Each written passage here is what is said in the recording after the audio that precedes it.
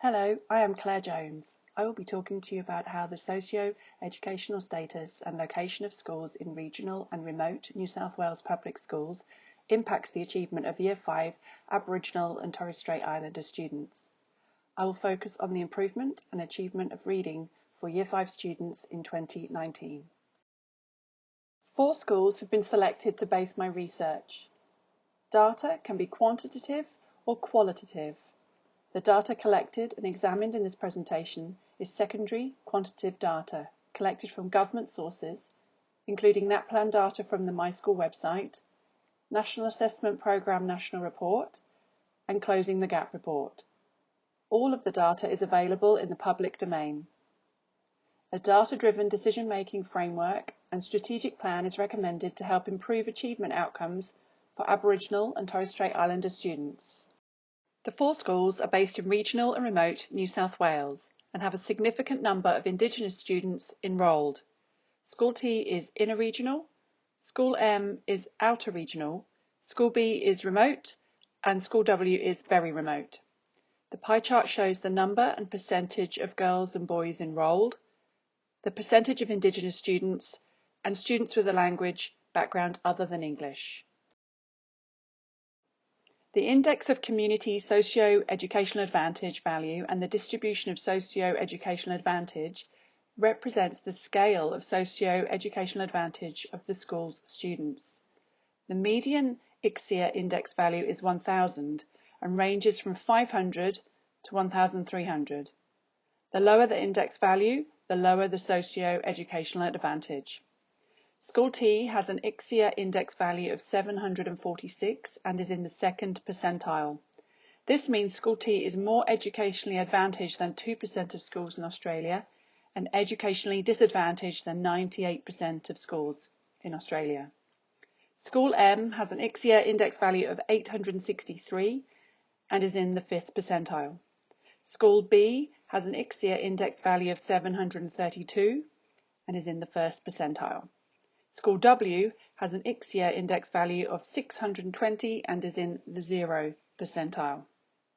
The histograms show you the distribution of socio-education advantage across 4 quarters for each school and provides a comparison between similar schools.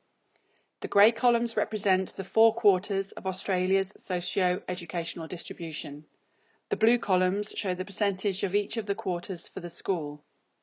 The scale ranges from advantage, top quarter, to disadvantage, bottom quarter.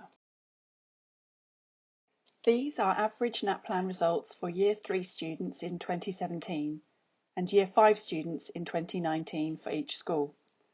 The colour coding helps to interpret the table and compare students with similar background. Dark green shows the average was well above students with a similar background. Light green is above. White is close to, pink is below, red is well below, and grey means there is no comparison to students with a similar background. When we focus on reading results, there has been the following increase from Year 3 in 2017 to Year 5 in 2019. 52 at School T, 68 at School M, 56 at School B, and 21 at School W. It is evident that participation rates vary between schools. This can skew the results. This data shows the percentage of students making above average progress in reading from Year 3 in 2017 to Year 5 in 2019. 47% of students in the inner regional school made above average progress. 44% of students in the outer regional school made above average progress.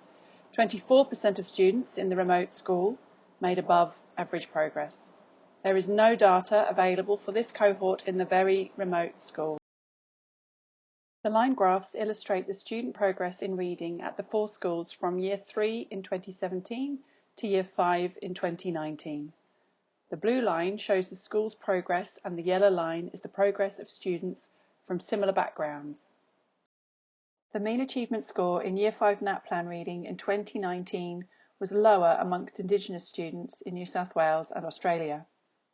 A higher percentage of Indigenous students are achieving below the national minimum standards in reading compared with non-Indigenous students.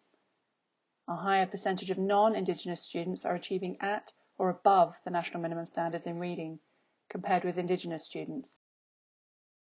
The map graph demonstrates by geolocation the percentage of Year 3 Indigenous students at or above the national minimum standards in reading. The higher percentage of Indigenous students reading at or above the national minimum standards are located in inner regional New South Wales, compared with the lowest percentage of Indigenous students living in very remote areas. The line graph shows the Indigenous and non-Indigenous students working at or above the national minimum standards for reading from 2008 to 2018, years 3 to 9. All cohorts of non-Indigenous students have a consistently higher percentage reading at or above the national minimum standards, ranging from 92 to 98%. Compared with a considerably lower percentage of Indigenous students reading at or above the national minimum standards, ranging from approximately 60 to 80%. The Indigenous Year 3 cohort is closest to reaching the target of approximately 83%, whilst Year 7 and Year 9 have the most work to do to reach their targets. The percentage of Year 5 Indigenous students reading at or above the national minimum standard in New South Wales are as follows: 84.3% in inner regional, 79.4% in outer regional, 75.5% in remote, and 59.4% in very remote. The pattern is reflected nationally. However, the percentage of Year 5 Indigenous students in very remote areas reading at or above the national minimum standard is even lower at 32.6%. The more remote the location of the school in New South Wales, the lower the percentage of Indigenous students reading at or above the national minimum standard. Year 5 Indigenous student participation rates are lower than non-Indigenous students in New South Wales and Australia. The exemption, absence and withdrawal rate of Indigenous students in reading assessments is double that of non-Indigenous students in New South Wales and Australia. This small sample of secondary data reflects what Ford describes as very poor educational outcomes for Indigenous students. However, the scale of underachievement is masked by the calculation of the average rather than the median, in order to focus on the success instead of the failure of students. Students in inner regional and outer regional areas have higher achievement levels in reading than remote and very remote areas. This could be due to socio-educational factors, resource availability, size of school, or distance. Indigenous students have lower participation rates in NAPLAN, which can distort the accuracy of results regarding the achievement of Indigenous students. There is no cross-reference against language background other than English and Indigenous students. Traditional languages are the first language for a high proportion of students in very remote areas. We could assume very remote is code for Indigenous and language background other than English.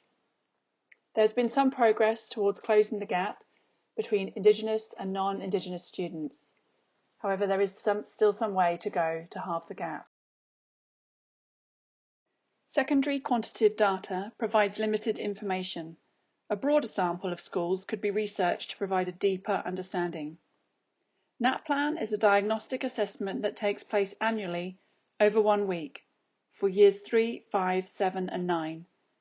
The data does not represent achievement levels for individual Indigenous students and can also cause considerable stress. The data is not telling us how or why there has been achievement or underachievement in particular areas. Triangulating data from a broad range of sources is required to provide more accurate information. Internal performance data provides information on individual students for years not covered by NAPLAN. Examples include student work samples, report cards, interventions such as Multilit, and formative assessments.